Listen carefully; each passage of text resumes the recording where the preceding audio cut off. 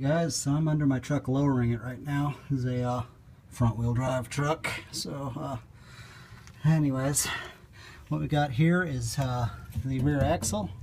Luckily it is below the leaf springs, so by putting it on top of the leaf spring, the truck will lower this much. See, that much. And I measured that. That is about 2 1/4 inches, 2 3/4, something like that. Anyways, so I'm gonna go up that much. And won't have to screw with the brake lines here, won't have to screw with the parking brake. I've got this brake spring-loaded proportioning valve here, and turns out it's adjustable, so I can just swing it over, or swing it forward actually is what it's going to be, and tighten it back up. So that's pretty cool. I was originally going to unbolt the rear spindles and put in a block that would get me up about here, and then bolt the spindle back on after I drilled new holes. And boy, was that going to be a lot of work.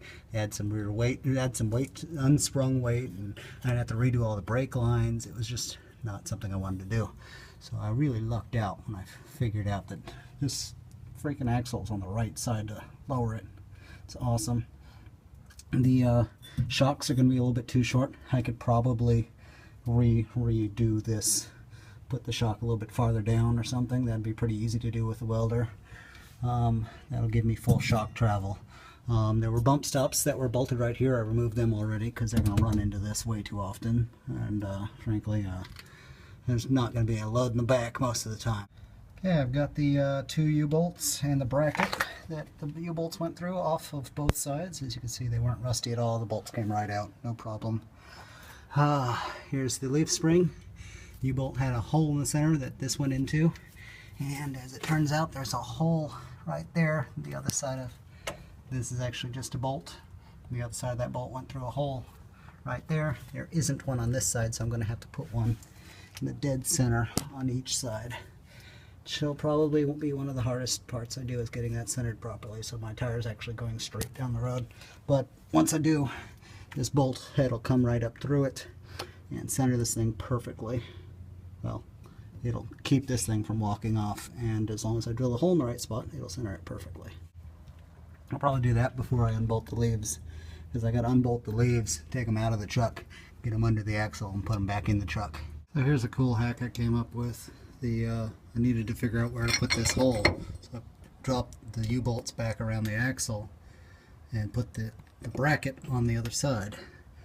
And then I took a scribe and I scratched a circle right where the center hole is. So I'll take this off. Poof. There's my circle. So I put the hole in the center of that, and I should be fine. Now, pardon the bad lighting, but anyways, you can see that I've cleaned up the threads on this one, and I haven't on that one.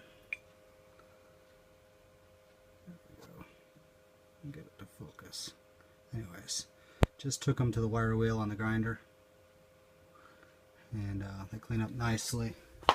Figured in case I need to use some new threads, there we go. Bench grinder with a wire wheel on it. Here's a little nub that's in the center of the leaf spring to keep it centered on the axle. It's got a nut on one side and a nice round nub on the other. The nub goes into the axle. So I undid the nut, flipped it over, and now it's on the top instead of the bottom, so the axle can be above it rather than below it. So it's worth mentioning.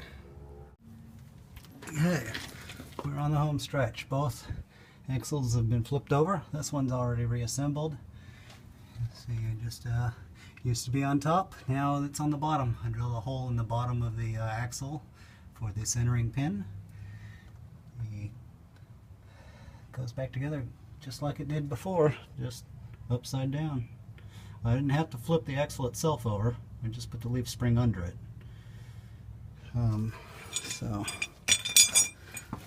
watch me put this side together real quick. Just really quite literally drop these down on either side of the spring. You can see this one's up on its little perch here, this arch, so this one doesn't go quite as far down. But there they are. So all there is to it. And then I just take this and get the metal shavings off of that. Stick that back up under there and bolt it on with the 4 bolts. I've heard that you're supposed to replace these when you do this, but mine came apart just fine. I didn't break them, so I'm just going to reuse them. It's not like it's rear-wheel drive. It doesn't really matter. It's just following along back here.